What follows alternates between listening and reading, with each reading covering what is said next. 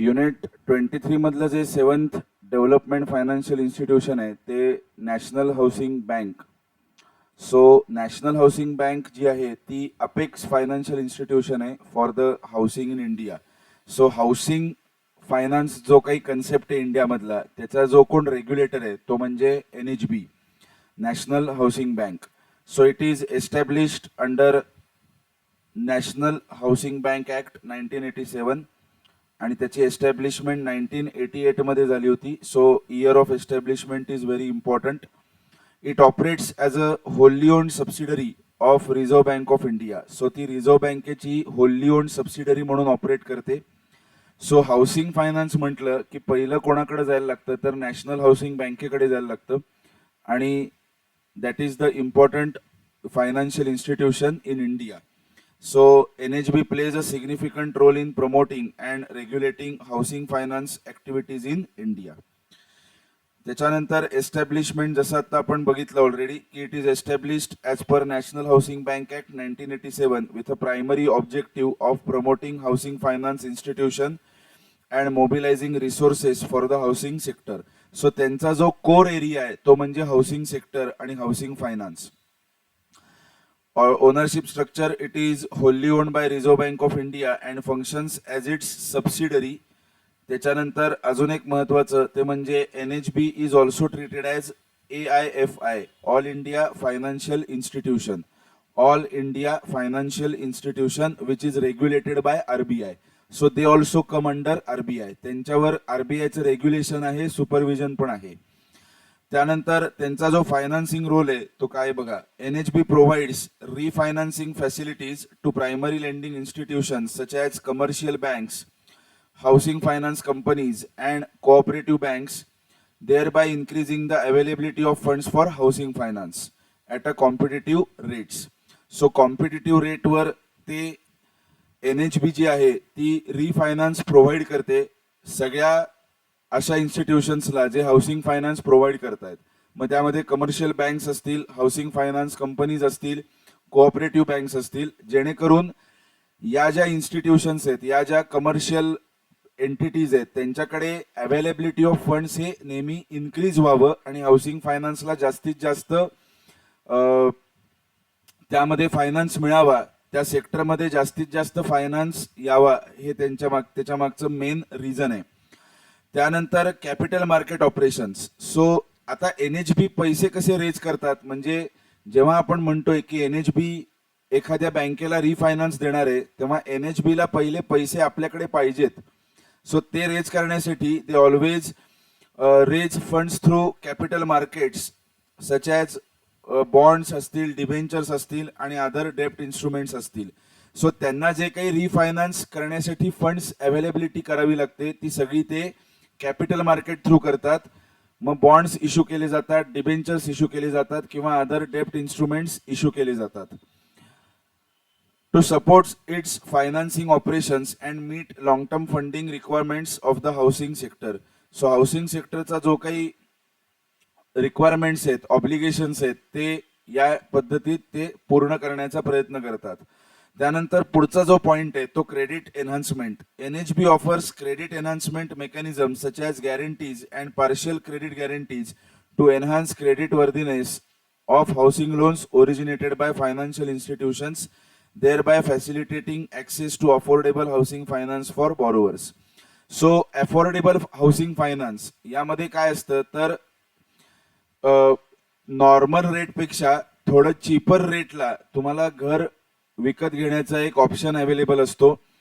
त्या स्कीम्स असतात आणि त्या स्कीम्समध्ये शेवटी फायनान्स कुठनं तरी यावा लागतो आणि त्याच्यात जर जास्तीत जास्त क्रेडिट वर्दीनेस इम्प्रूव्ह करायचा असेल, त्याच्यात जर ॲश्युरन्स इम्प्रूव्ह करायचं असेल तर ते NHB करत असतं थ्रू इश्युईंग गॅरंटीज. म्हणजे थोडक्यात ते गॅरंटी देतात की समजा इथे जर काही पैसे तुमचे डिफॉल्ट झाला किंवा पैसे बुडाले तर we will help you, we have guaranteed your finance.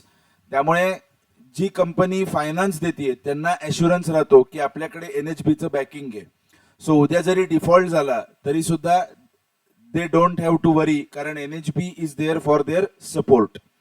So त्यालाच म्हणायचं क्रेडिट एन्हान्समेंट. म्हणजे इथे लोन नाही देते तर ते काय करतायत, गॅरंटीज इश्यू करतायत की ठीक आहे तुम्ही त्यांना फायनान्स द्या, affordable housing finance scheme under त्यांना तुम्ही फायनान्स द्या. जर उद्या काही फायनान्सला प्रॉब्लेम आला, डिफॉल्ट झाला काही, तर we are there for support. That is the credit enhancement.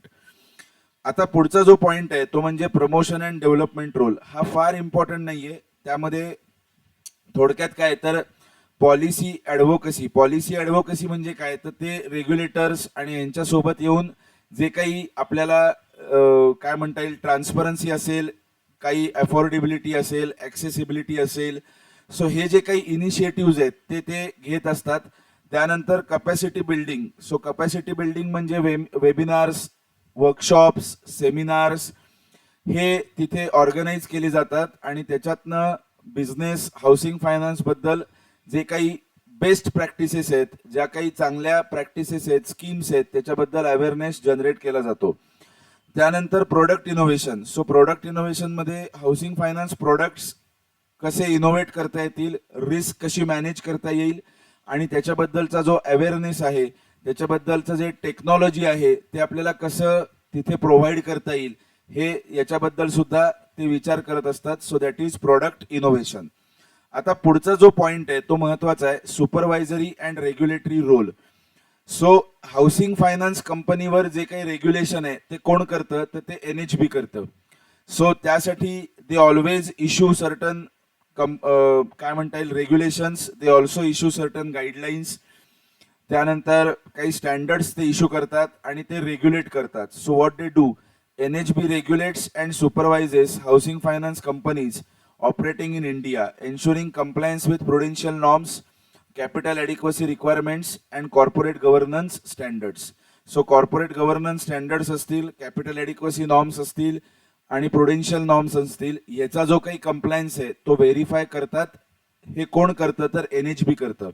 So whether housing finance companies are doing all this compliances or not, हे चेक करण्याचं, हे रेग्युलेट करण्याचं जे काही फंक्शन आहे ते NHB कडे दिलेलं आहे. त्यानंतर licensing and registration. NHB is responsible for licensing and registering housing finance companies based on eligibility criteria and regulatory requirements. So कुठलीही हाऊसिंग फायनान्स कंपनी जर चालू करायची असेल किंवा हाऊसिंग फायनान्स हा जर बिझनेस इनिशिएट करायचा असेल तर that has to be done through permission and taking the registration and licence from NHB. So कुठल्याही कंपनीला जर हाऊसिंग फायनान्स स्टार्ट करायचं असेल तर they should take the licence and registration with NHB आणि त्यानंतरच ते पुढे चालू करू शकतात. त्यानंतर risk management. NHB assess the risk profile, financial health and asset quality of HFCs through on-site inspection, off-site surveillance and risk-based supervision to identify systemic risk, vulnerabilities and areas of concern requiring regulatory intervention. So housing finance कंपनीमध्ये जर काही problem असेल किंवा त्यांचं जर त्यांचं profile check करत असतील, त्यांचं फायनान्शियल हेल्थ चेक करण्यासाठी ते ऑनसाईट इन्स्पेक्शन करू शकतात, ऑफसाईट इन्स्पेक्शन करू शकतात and they also carry out risk based supervision. So या सगळ्या थ्रू ते रिस्क मॅनेजमेंट करण्याचा प्रयत्न करतात. हाऊसिंग फायनान्सला कुठलीही रिस्क नसली पाहिजे. So they always try to manage the risk of the housing finance companies. आणि लास्ट आहे ते म्हणजे consumer protection. So they also promote consumer protection and fair practices in housing finance by enforcing regulatory guidelines, addressing grievances and ensuring transparency, disclosure and accountability in the conduct of HFCs towards their customers. So यातनं ते हा प्रयत्न करतात की सगळं transparent राहिलं पाहिजे, proper disclosure HFCनी केलं पाहिजे, प्रॉपर रेग्युलेटरी गाईडलाईन्स फॉलो केल्या पाहिजेत आणि कुठेही कंझ्युमर इंटरेस्ट हा हार्म झाला नाही पाहिजे, कुठेही कंझ्युमर इंटरेस्टला कुठे प्रॉब्लेम नाही आला पाहिजे, याची सगळी काळजी NHB घेत असते. So NHB is all India financial institution. It is regulated and supervised by RBI. It is a wholly owned subsidiary of RBI आणि त्यांचं जे कॉन्स्टिट्यूशन आहे ते National Housing Bank Act 1987 under त्यांचं कॉन्स्टिट्यूशन केलं गेलंय. So NHB is a very important financial institution in India which is focused on housing finance. आणि त्यामुळे ही कन्सेप्ट अत्यंत महत्वाची आहे. आता आपण जे NHB बद्दलचे पॉइंट्स आहेत ते पूर्णपणे कव्हर अप केलेत. सो नेक्स्ट जो पार्ट असेल त्याच्यात आपण नॅपफेड जे आहे, national bank for financing infrastructure and development, त्याबद्दल आपण डिस्कस करणार आहे. सो नॅपफेडचा जो पार्ट आहे तो आपण नेक्स्ट पार्ट मध्ये कव्हर अप करू.